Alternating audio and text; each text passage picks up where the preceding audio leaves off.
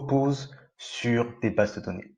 Que ce soit Instagram, Amazon, Airbnb, tous les systèmes d'information que vous utilisez au quotidien se basent tous sur ce concept. Pour autant, c'est absolument pas quelque chose d'obscur ou de réservé à des développeurs. Et dans 5 minutes, si c'est pas déjà le cas, vous maîtriserez et vous saurez reconnaître ce qu'est une base de données. Première chose, dans base de données, il y a données. La fameuse data, comme on l'appelle dans le game. Elle se cache sous plusieurs formes. Ça peut être du texte, ça peut être des nombres, ça peut être des images, des mails, ça peut aussi être des dates, et encore plein d'autres choses plus cool les unes que les autres. Quand on organise, on assemble entre elles ces données, on obtient une base de données. Aussi simple qu'un Google Sheet, ou encore plus simple même, un tableau qu'on aurait décrit crayon papier, c'est une base de données. Allons voir celle-là de plus près. Donc, c'est ma base de données d'un site e-commerce, imaginons. J'ai plusieurs feuilles à mon sheet. Une feuille utilisateur, une feuille produit, une feuille commande. La feuille utilisateur, ça va être ma table. C'est la table dans laquelle je rentre les données de tous mes utilisateurs. Donc dans cette table utilisateur, j'ai des lignes et des colonnes. Chaque ligne représente un utilisateur. Cette ligne est un objet. Et cet objet, un utilisateur, est défini par plusieurs attributs, qui sont ici mes colonnes. C'est-à-dire que mon objet, un utilisateur, est défini par un email, qui est un texte, ou directement un email, par un nom, qui est un texte, prénom, texte, adresse, qui peut être une adresse map ou un texte, selon comment on veut le faire, une date d'inscription et une photo de profil, qui peut être directement une image ou un URL. Tous ces attributs définissent mon objet. Donc on a nos colonnes, attributs, nos lignes, objets, et dans notre table, on a toute une liste d'objets. C'est exactement le même principe pour ce qui est des produits. Une ligne est un produit qui est défini par plusieurs attributs, chacun ayant un type différent.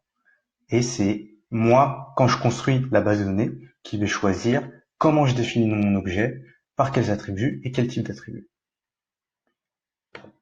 Le principe s'applique aussi pour les commandes, et il y a une chose intéressante qu'on va voir avec les commandes, c'est que mon objet commande ici, il a un attribut qui est l'email de l'utilisateur.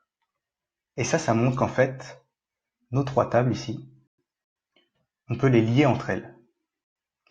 Ainsi, j'ai lié ma commande, mon email utilisateur, j'ai lié ma table commande, je l'ai lié à la table utilisateur.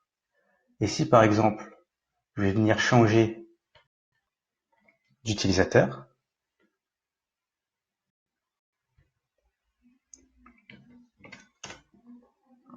automatiquement, j'ai changé l'adresse de livraison parce que le lien est fait entre mes tables. C'est pareil. Si je change la référence de mon produit, je vais aussi changer le prix, qui avant il est 82, le prix total, et maintenant il est de 55. Parce que j'ai lié ma table commande à ma table produit. Mon objet ici, cette commande-là, est liée au produit. Ce lien, il se met en place grâce ici à la référence du produit qui est unique ou à l'email de l'utilisateur qui est unique. C'est important que le lien soit unique pour qu'on fasse un lien à une chose ou plusieurs choses, mais selon un seul critère. Donc voilà pour ce qui est de ma base de données. Franchement, c'est aussi simple que ça.